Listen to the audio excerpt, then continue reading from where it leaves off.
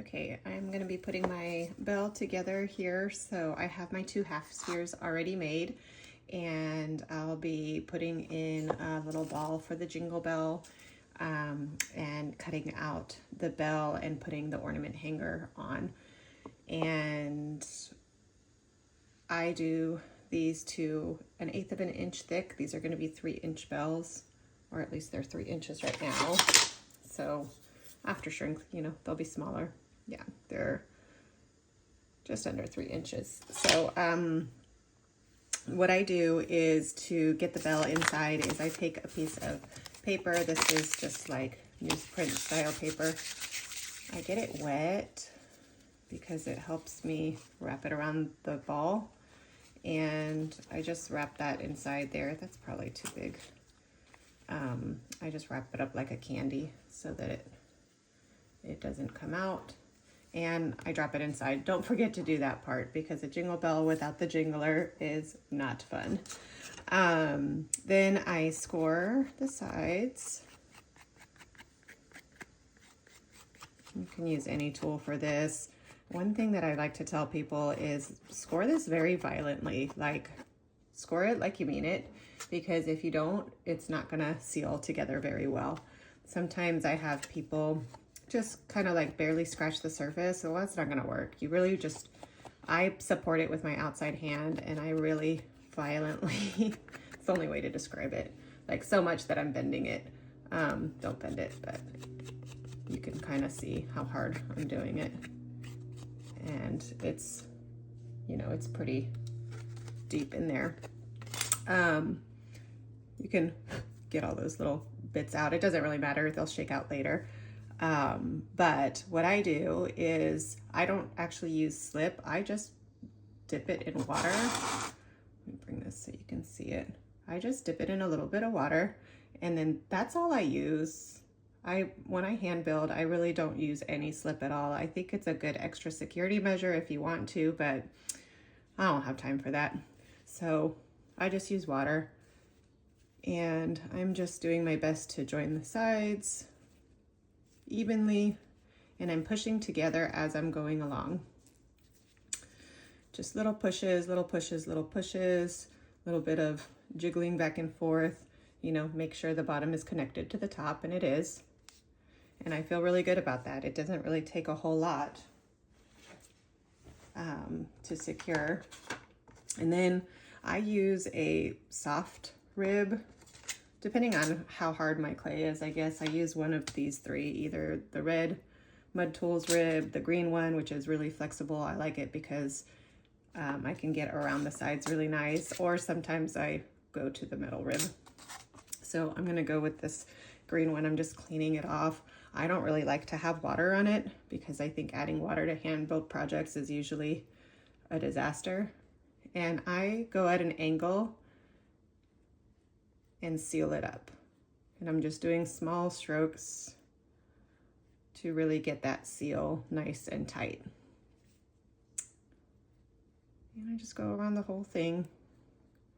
Sometimes it starts moving on me, that's okay. I just trust the process and keep going until I get to the other side.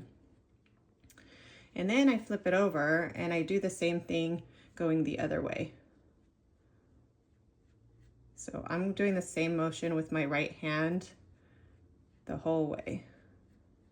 I'm just trying to marry up those sides. And you might find that things start shifting on you, or something weird starts happening, but most of the time you can seal it really good. Now, at this point, I take a shot glass. I happen to make this one, but you can use any shot glass or anything that has a soft, sort of a curved edge, and you can rub this in circles to make it a complete sphere. So you can see a little bit that, I have some spread happening here. So I might go around that seam just on its own. I might go in circles. I'm gonna support it with my whole hand on the bottom.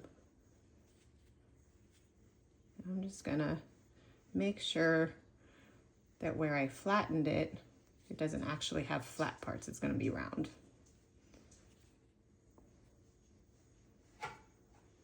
And so then sometimes I go over the whole entire sphere because it gets misshapen from time to time. I also try to stamp my sphere before I put it together because then I don't misshape my whole project. So, okay. So that feels like it's pretty good. You can still see the seam a little bit, which is important. You need to know where the seam is because when you cut your Jingle Bell out, the part that makes the noise, you're gonna wanna know where this seam is because you're not gonna wanna cut on that seam. I put my stamp right here, so I put my, what's it called? The ornament holder right there on top.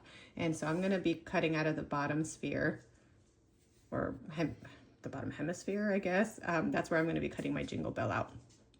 And so I'm gonna set this aside. Let's see. I'm gonna just use this little handle to hold it so it doesn't roll.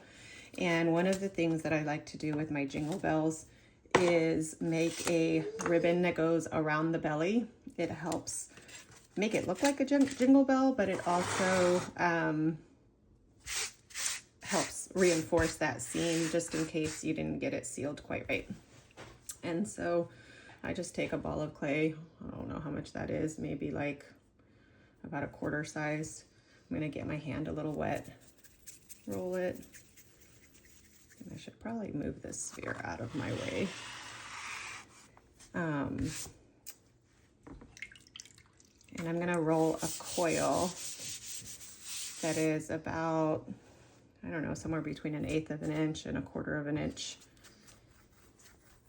So when you roll coils, you want to put enough pressure that it's getting smaller as you roll, but also you want to use your whole hand when you roll. Sometimes people just do little tiny rolls and then it gets really flat. So if you want it to be round, use your whole entire hand. Sometimes I have to stand up to do this. It just depends on how long I need my coil to be. Okay, this feels like it's gonna be way too long, so I'm gonna actually just cut part of it off because I don't need that much. I need it to go around my whole ball, but I want it to be a little bit thinner. And my goal is to make it even. This is a skill in itself that takes some time to practice, but I've rolled a lot of coils, so here we go. All right, and then the next thing I do is I just flatten this just a little bit. I'm not flattening it a ton, I'm just flattening it so it doesn't roll on me.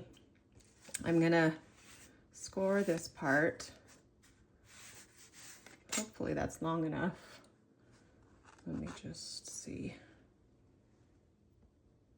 It's not gonna be long enough, so I'll just add a little part. I shouldn't have cut so much off, but that's okay. I'm not worried about it.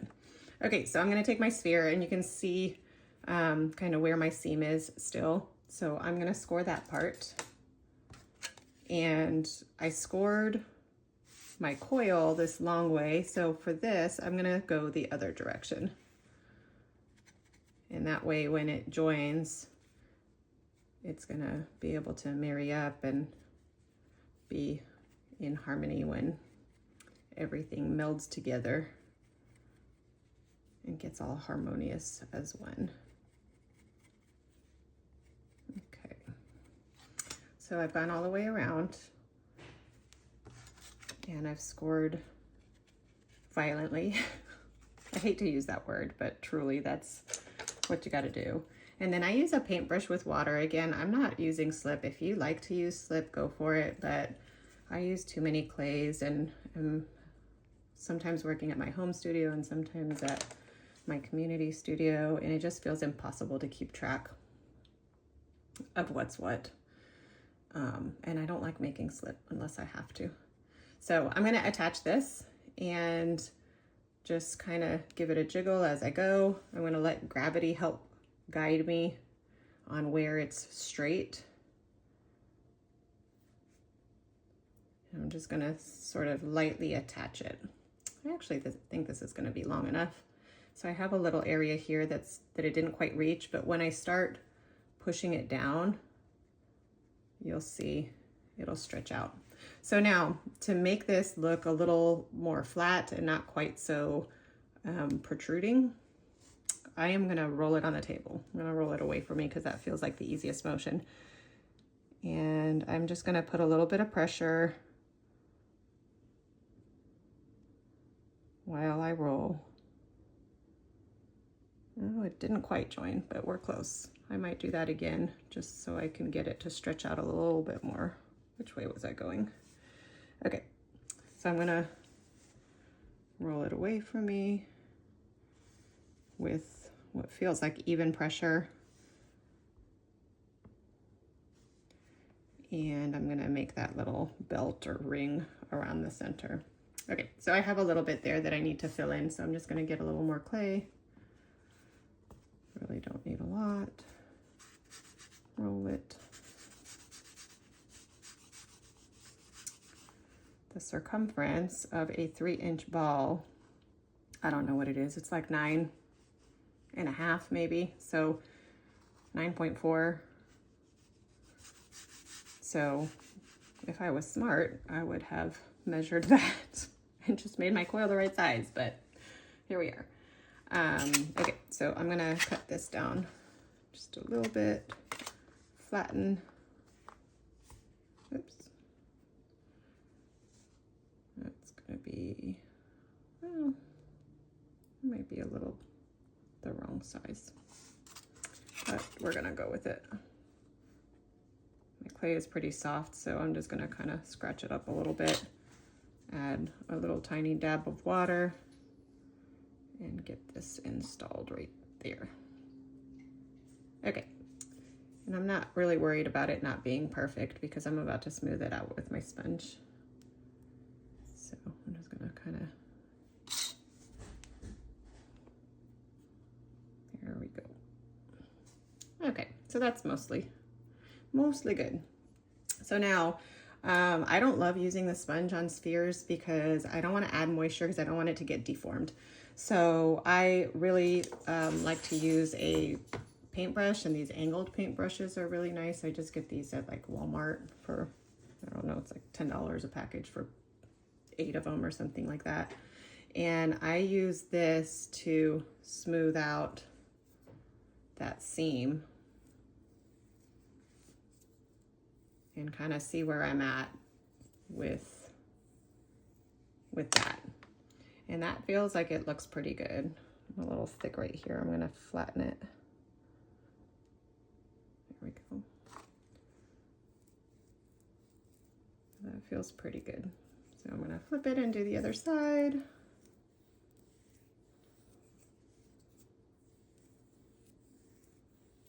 And I tend to rotate the object so that I'm always working on the same side because that feels easier and I can be more consistent with my strokes and my motions. Okay, and so now I need to do a little bit of work right here to make that a little more seamless. So I'm just gonna take my rib and try to fix this up a little bit. Half the time I screw up this belt, but in the end, when you glaze it, you won't really be able to see that.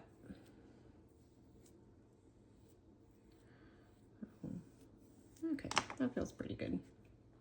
So now if that feels a little bit like too tall for you, you can always flatten it out a little bit more, let it be wider if it feels too wide. And, you know, next time just roll it smaller, but that's how I like to do it. So I've got that. You know, again, this is the top. It's where I have my initials. I'm going to put the little topper here. I'm going to do that later because I like to be able to hold the ball in a way that it's not going to damage anything. And now I have to focus on getting my bell cut out. So you could measure this out, but I just eyeball it. So I literally just use a guess and I start my first hole. So first hole is going to be right there. What is that? Roughly a thumb length away from that bar. And then I look at my piece and I go directly across from it. And so I'm going to go here. And again, I'm going to use my thumb as a guide and go about the same distance. I really don't need to use my thumb as a guide because I feel like I can see that pretty good. So there's roughly a thumb. And then you can kind of see, I like to hold it vertically so that I can see, like, does that actually line up? Does this look right? Or do I need to try to, you know, do my other holes in different ways? I do them mostly equal, but you know, you could do 6 holes, you could do them off center. They'll probably sound a little bit different. You can do it however you want. I'm just gonna carry on with how I usually do it. So halfway is gonna be roughly here. I'm gonna eyeball about the same distance. I like to jiggle this little cutter. What size is this cutter? This is a 1/4 of an inch cutter, I think. Let's see. Yeah, 1/4 of an inch cutter. And you just don't want your cutter to be larger than your ball that's inside. That's really important because you don't want the ball to fall out. And the cutter is going to determine the width of your lines that are going on your bell. Okay, so the last one is going to go across from here, somewhere around here, halfway in between. And I'm going to eyeball that distance too. And I think that's pretty good. So that's that. And then comes the scary part. So you've got to cut this, and I use a disposable scalpel. I get these on Amazon. They're my favorite carving tool for all of my carved pieces. And I start by doing, well, you can kind of mark yourself the center. That might be helpful. Let me mark that a little bit larger so you can see it. Echo, what do you want? There's nothing there. My dog is whining, I'm sorry. All right, so that's about the center. So our lines are gonna have to go through this center, and you wanna try to do this in a way where you don't collapse your piece while you're working on it. And so that's why this part feels a little stressful. But I do one line going one way and then one line going the other way. And then I go through and do the second line. And I'm gonna be doing my lines about, I don't know, 1/8 of an inch roughly. So if you can see that, about there. So I wanna see that ring, and I want it to go equal distance or equal width all the way down. And I use my pinky to help support while I'm cutting. And I'm just going slow and steady across the center and just trying to marry up to that dot that I already made. Okay, so I went a little wide, but that's okay. So this one's gonna be a little curvy. Oh, I just didn't follow my own thing. Okay, so I do one line and then I do the other line. If you do both of these lines and remove this piece, it's gonna be really flimsy and it'll be hard to cut your other side. So I'm going to cut this one, and be careful as you end because you don't want to cut into this part at all with a heavy hand. Okay, so I've got that. Wow, that one was really crooked. Okay, we're just gonna go with it. So I'm gonna cut the second one, and I'm gonna just try to do equal distant all the way down. And I leave this inside here.